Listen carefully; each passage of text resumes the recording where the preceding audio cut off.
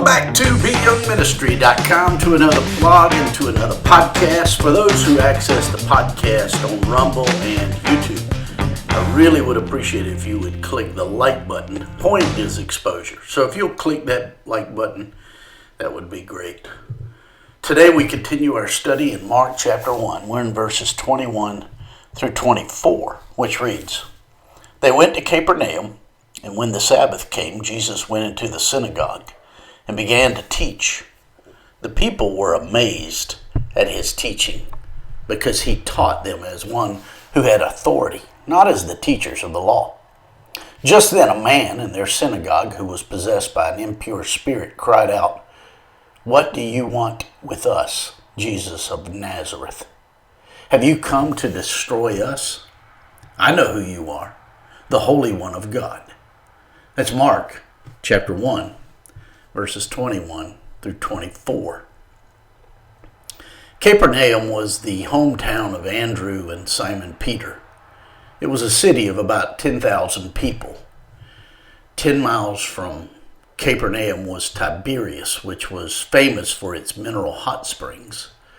These hot springs had medicinal properties, and the people came from all over the area to bathe, hoping to be healed from their ailments.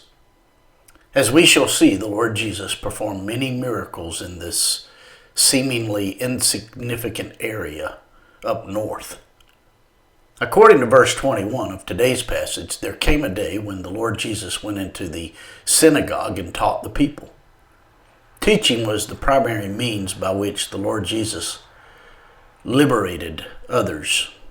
It's the primary means by which he liberates us.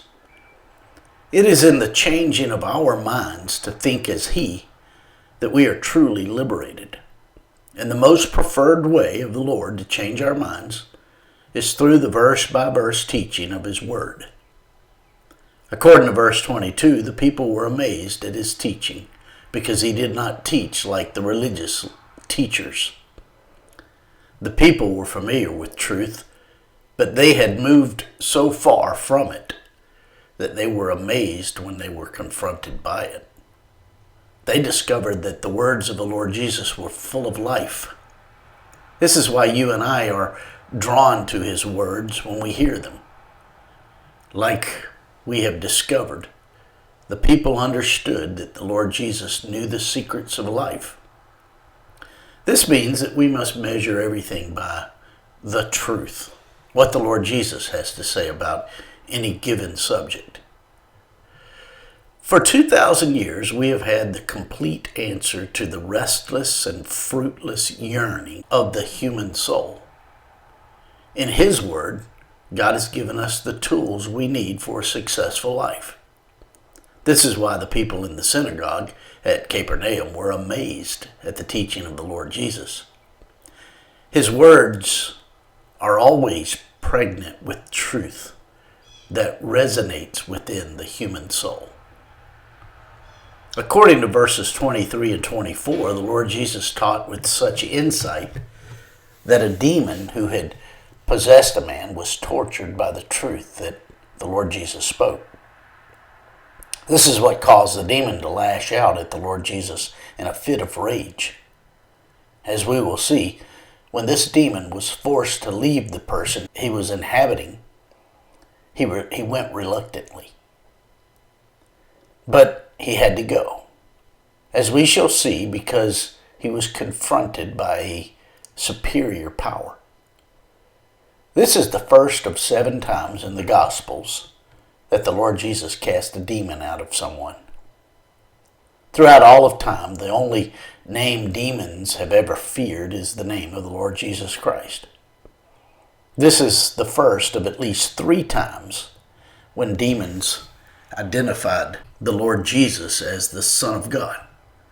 In the demonic world, unlike the world of sinful men, there are no atheists. These demons knew exactly with whom they were dealing, and that gives credence to the identity of the Lord Jesus as God. In verse 24 of today's passage, a pattern is established that will continue throughout Mark's gospel.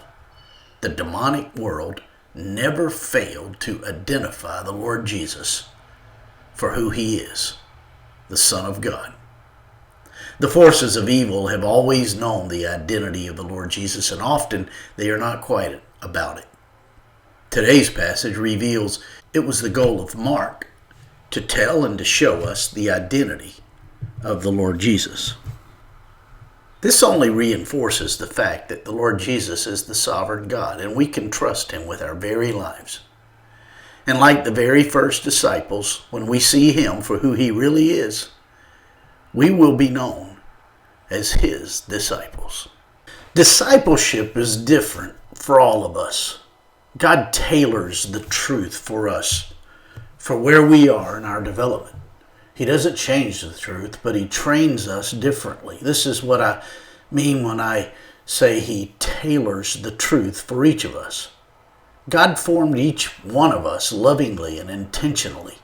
We're not just accidents of nature. God involved unique purposes, plans, and designs that led to our existence. According to Psalm 139, God was and is personally involved in the making of each of us.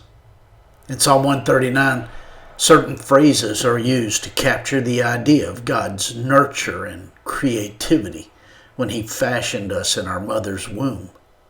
He used phrases like knit together and fearfully and wonderfully made to communicate this idea.